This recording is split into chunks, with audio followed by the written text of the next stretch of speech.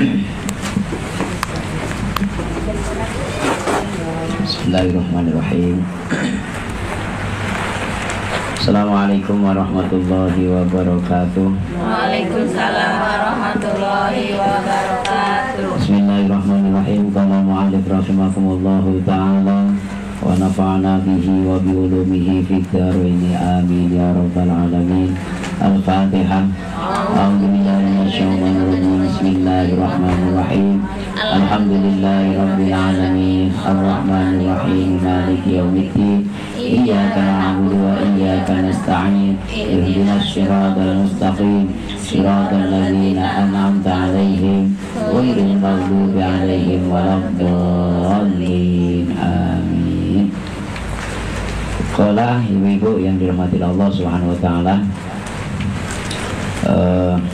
pada kajian pada kesempatan hari ini masih melanjutkan pembahasan dalam minggu-minggu yang lalu, yaitu pembahasan mengenai apa?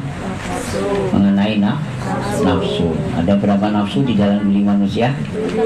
Ada 7. Yang pertama nafsul amarah, yang kedua nafsul lawamah, kemudian yang ketiga nafsul mulhimah, yang keempat nafsul radiyah, yang kelima nafsul mardiyah, yang keenam nafsul mutmainnah, yang ketujuh nafsul kamilah. Yang tidak bawa buku berarti tidak bisa ya kehafal. Yang bawa buku pun kalau tidak dilihat juga tidak hafal ya. Tapi nggak apa-apa, yang penting tahu. Ibu yang dirahmati Allah Subhanahu wa taala, masih baru membahas tentang satu nafsu, yaitu yang dinamakan nafsul amarah. Nafsul amarah sifatnya apa semua? Yang pertama wadok, artinya pemarah ya. Nafsul amarah suka mengajak manusia untuk selalu marah ya, apa-apa marah, salah sedikit marah, apalagi benar ya. Benar nggak Bu? Ya, yang benar juga marah, apalagi yang salah. Itu yang pertama. Kemudian yang kedua, nafsul amarah yang kedua mempunyai sifat asyahwat ya, punya kesenangan dunia yang sangat kuat. Senang pangkat, senang jabatan, senang harta, senang benda, senang duit ya, senang kerjaan, sehingga syahwat untuk akhirat itu berkurang, kesenangan akhirat itu berkurang ya. Bisa kita bayangkan kesenangan kita dengan duit ya, kesenangan kita dengan kerjaan. Kira-kira kalau kita kerja hujan-hujan seperti ini, libur apa masuk kerja? Masuk apa libur? Kalau libur nanti diapain sama atasan kita? Ya, dipotong gajinya ya kan. Ibu-ibu kalau ngaji hari ini hujan, akhirnya tidak ngaji libur. Takut nggak kalau nanti dipotong oleh Allah? Takut. Yang datang yang takut ya, yang nggak datang juga tidak takut. Itu syahwat, kesenangan duniawi sangat kuat, tapi kesenangan tentang akhirat itu berkurang. Sampai 2 itu aja ya? 3 ya. Yang ketiga apa? Yang ketiga adalah al-jahl ya, yaitu bodoh. Nafsu kita itu mengajak kita untuk menjadi orang bodoh ya, terutama tentang ilmu akhirat ya. Udahlah, nggak usah pinter-pinter kali, paling jadi ustazah ya. Kalau ustazahnya tenar nggak apa-apa, gajinya gede. Kalau ustazah kecil-kecilan paling gajinya ya 25.000 dari satu anak aja. Jadi guru TPA itu pun sebulan ya Bu ya. Nah itu. Tapi nanti nafsu kita ini akan bergejolak ketika kita ajak untuk belajar ilmu agama. Bergejolaknya begini, Ibu perhatikan saja, rasakan saja di dalam diri Ibu. Kalau Ibu mau ngajak diri Ibu untuk ngaji, walaupun toh nggak tahu ngaji, ringan apa berat? Berat apa ringan? Berat ya kan? Tapi kalau seandainya Ibu diajak demo kue oleh Bu Camat ya kan, kalau nggak bisa ya, itu penasaran apa malu? Penasaran kan? Akhirnya tanya-tanya, gimana sih Bu, apa sih ramuannya semua, tepungnya berapa on Bu, kan gitu kan.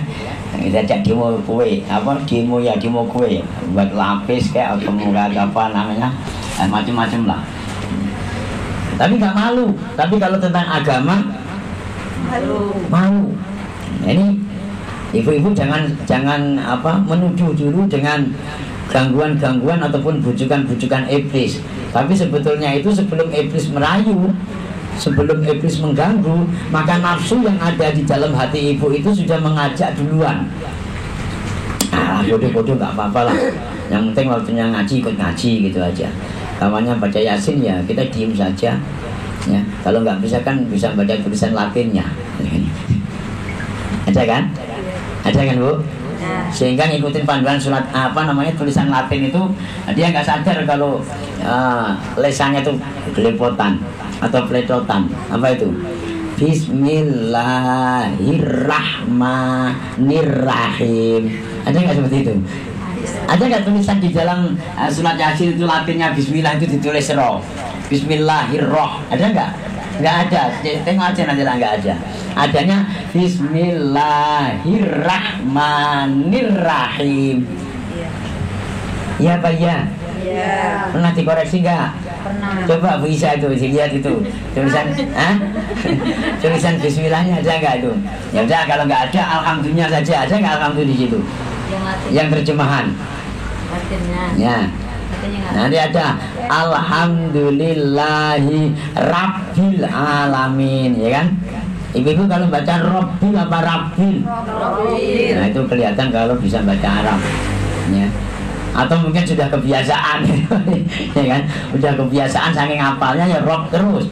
Tapi kalau belum bisa, belum biasa, belum lancar, belum hafal, hanya ngikutin panduan itu mesti ketika mengucapkan ro menjadi ra, karena tulisannya ra. Paham Bu? Paham Bu? Tahu nggak seperti itu? Tahu apa enggak? Nggak tahu kan? Baru sekarang tahu kan? Tapi selama ini kalau kita mau ajak belajar tentang agama, tentang Quran, tentang Iqra, tentang apa saja yang berkaitan dengan agama, berat apa berat? Berat. Malu apa malu? Malu. Kalau kita tidak bisa buat kue, malu. Masa ibu-ibu nggak bisa buat kue katanya? Tapi kadang kita juga tidak sadar bahwa seorang muslimah, ya, seorang muslim, kadang nggak sadar kalau kita punya sebuah kitab yang sangat luar biasa. Kitab itu sebagai pedomannya umat Islam yang menuntun umat Islam tersebut, ya, dari yang tidak baik menjadi baik, dari yang batil menjadi hak, ya, yang membedakan antara halal dan haram, ya, riba, subhat, makruh dan lain sebagainya. Tapi ternyata mereka tidak bisa membaca, ya. Udah nggak bisa membaca, tidak mau ngaji, tidak mau dengerin, kadang-kadang malah ngerecokin kalau ada orang ngaji. Ikut wirid sukanya jadi provokator, ada terus ada masalah kecil dibesar-besarkan, ya kan? Masalah cincin nggak sama gitu aja ya, jadi besar. Masalah bros gitu aja jadi masalah. Nggak pernah ngaji, begitu ngaji malah pamer-pamer bros, pamer-pamer seragam, pamer-pamer kerudung. Ada apa ada? Ada, nggak ada. Bukan di sini, iya bukan di sini, bukan di sini yang saya cerita. Di sana, di sana, di sana. Bukan di sana. Ibu yang dirahmati Allah Subhanahu Wa Taala itu adalah al-jahl, selalu mengajak manusia untuk menjadi orang yang bodoh tentang agama. Kemudian yang keempat, sifat nafsul amarah adalah al-bakhil. Apa? Al-bakhil artinya apa? Pelit. Bakhil, bakhil. Ya, biasa ibu-ibu ucapkan itu. Kalau bukhlun itu adalah pelit, tapi bakhilun itu lokek. Lokek sama pelit sama enggak? Beda. Kalau pelit cuma hanya pelit gitu aja. Kalau lokek itu sangat pelitnya. Enggak mengulangi sama sekali. Saking pelitnya sama istri itu nggak pernah memberikan gelang, kasih gelang karet aja terus. Belum ada Pak. Ada sebetulnya itu duitnya itu entah kemana kok. Gaji UMK itu masuk sama istri cuma 1 juta ya, yang 3 juta dikantongi 1 bulan habis juga. Entah untuk apa. Iya kan Nurja nggak ada insya Allah, nggak ada yang ketinggalan ya. Jadi nafsu amarah yang keempat adalah al-bakhil, ya pelit yang berkaitan tentang kegiatan-kegiatan agama. Ini kita sadari atau tidak, ya kita sadari atau tidak, itu kadang sering terjadi di dalam diri kita. Kalau ada minta sumbangan untuk peringatan 17 Agustus yang sudah ditentukan oleh RT dan RW, satu keluarga itu 50.000. Kemudian ada sumbangan dari, ada permintaan sumbangan daripada pengurus masjid untuk membuat kubah ataupun mau mengkeramik masjid yang sudah ditentukan oleh pengurus masjidnya. Satu keluarga itu minimal 25.000, ya kan?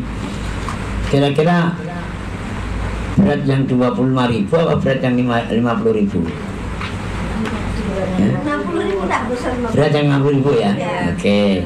Sekarang kalau kita samakan yang 50.000 sumbangan permintaan dari pengurus masjid, 50.000 permintaan sumbangan 17 Agustus dari RT RW setempat. Kira-kira berat mana? Kalau ada dikasih. Berat mana? Sama-sama 50.000-an. Ya, sama-sama 50.000-nya. Kalau nggak dikasih semua. Kalau cuma 50.000 kan Sama-sama dikasih 50.000 kalau sama Pak RT Pak RW, karena nanti ada lomba karaoke, nanti ada lomba goyang imun, nanti ada lomba makan kerupuk. Itu ringan kepada Pak RT-nya, kepada pengurus masjid. Orang ini baru diminta sumbangan sama pengurus masjid, pengurus 17 Agustus kok apa? Lain kali aja ya Pak. Lain kali dan lain kali. Ibu bayangkan saja, ibu sadari atau tidak, ketika ibu pesta entah itu nyunatkan anaknya, entah itu ngawinkan anaknya, entah itu pesta ulang tahun, anggap aja lah khitanan ataupun pernikahan. Ibu nanggap organ tunggal. Sebelum pesta itu ngundang ibu-ibu majelis taklim, disuruh bersama-sama berdoa, ya kan? Ya ada ustadznya juga, entah ustadznya siapa, yang penting pokoknya ada ustadznya. Kira-kira kalau ibu nanti mau ngamplopin ustadznya sama ngamplopin penyanyi dan orjennya, kira-kira mahal mana?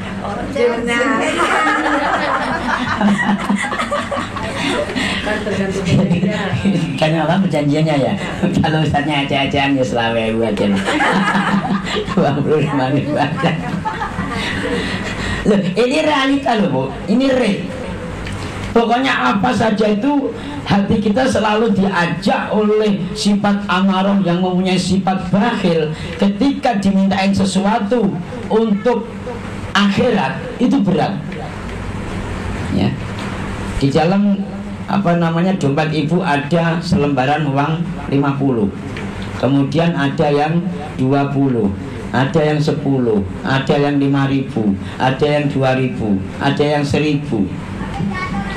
Ketika ada kotak sampan, kotak amal sampan yang biasanya kan ada di majelis taklim itu kan keliling gitu.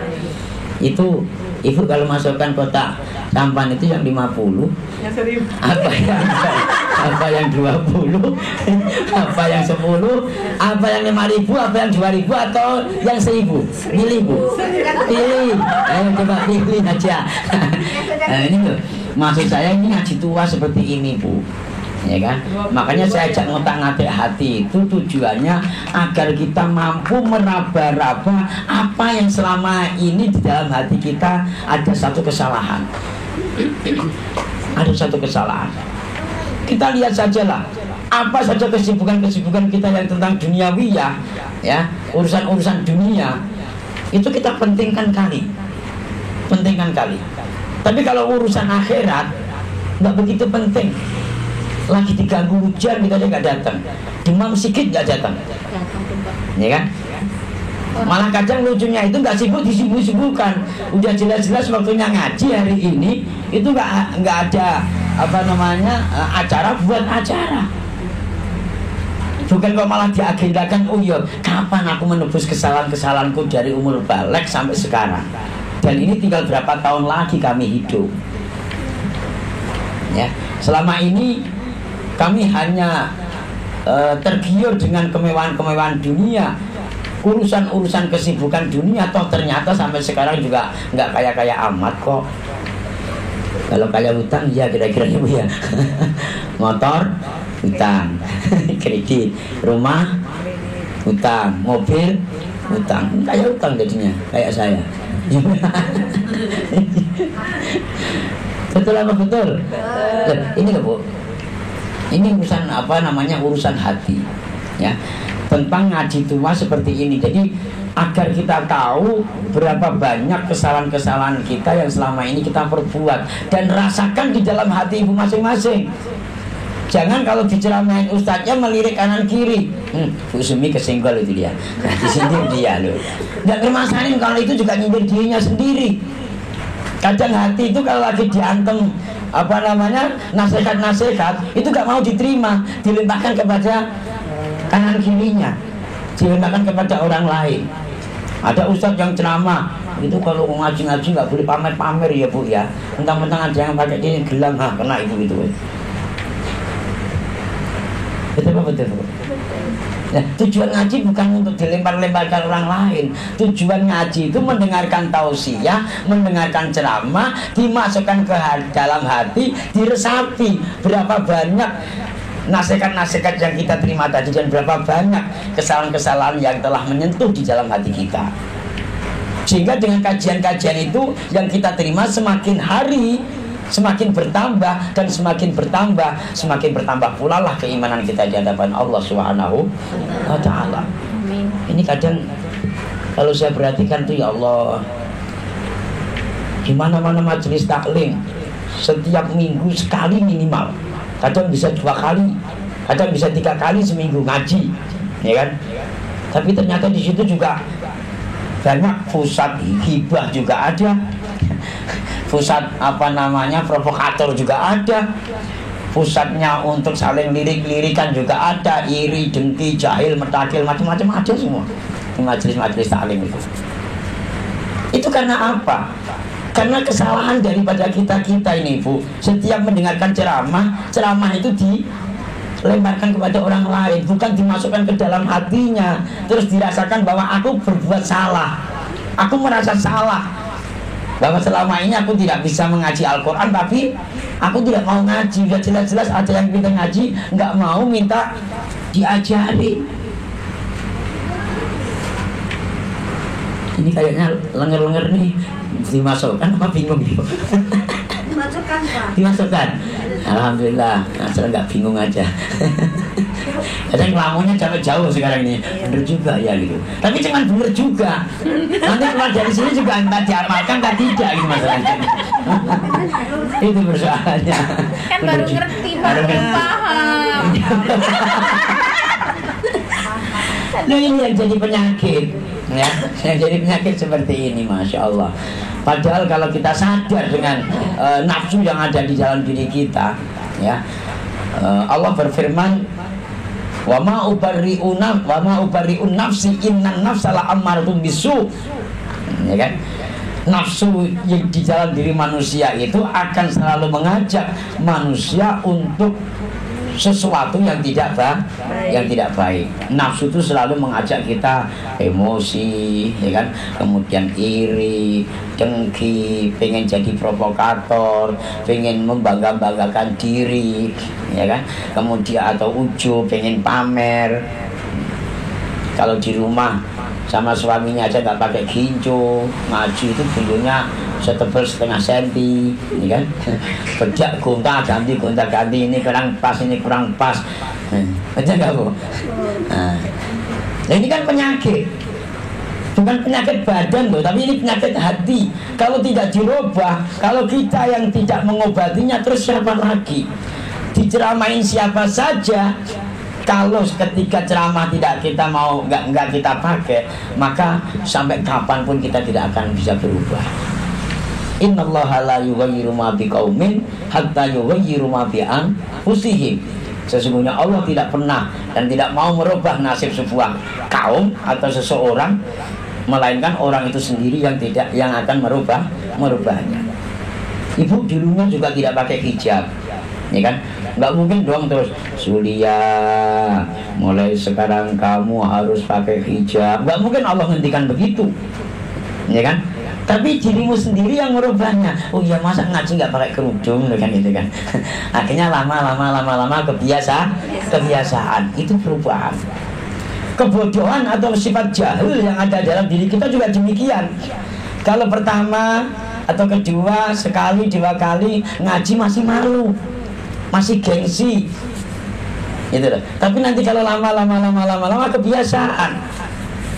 Macam saya ini, ya kan, nggak usah diingatkan pun, asal ingat hari Minggu mesti ada ngaji, gitu loh, mesti ada ngaji. Sesibuk apapun kalau bisa harus kita tinggalkan, karena saya butuh ngaji. Masih banyak kebodohan yang ada di dalam diri saya. Kalau hari ini ibu-ibu tidak ngaji, terus saya mau ngaji sama siapa? Ngaji sendiri. Terus kayak apa kalau ngaji sendiri? Kirain orang gila, ya kan? Nah, yang ustaz aja ngaji apalagi murid. Nah, kita juga harus sadar, ya, untuk menjadi orang yang pandai tentang agama itu dibutuhkan perjuangan yang sangat luar biasa. Harus siap menghadapi persoalan-persoalan, tantangan, ujian, hambatan, dan lain sebagainya. Ya. Berbulan-bulan kita pengen istiqomah, ya. Berbulan-bulan kita pengen istiqomah. Tapi kadang-kadangnya Allah berikan ujian kepada kita, entah diganggu hujan, ya kan? Entah diganggu anaknya nangis, entah kebetulan hari Minggu hujan-hujan ini bapaknya tidak kerja, nggak ada kawannya di rumah. Mau kemana sih Bu? Ngaji lah Pak, hujan gini kok. Lain kali aja lah. Berangkat apa enggak? Berangkat kemana? Buktinya kan Ya, oke lah Ibu yang dirahmati Allah Subhanahu wa taala, itu adalah sifat jahil, ya. Selalu mengajak diri kita untuk menjadi orang yang bodoh. Mudah-mudahan dengan kajian-kajian ini akan mampu membuka pintu hati kita untuk senang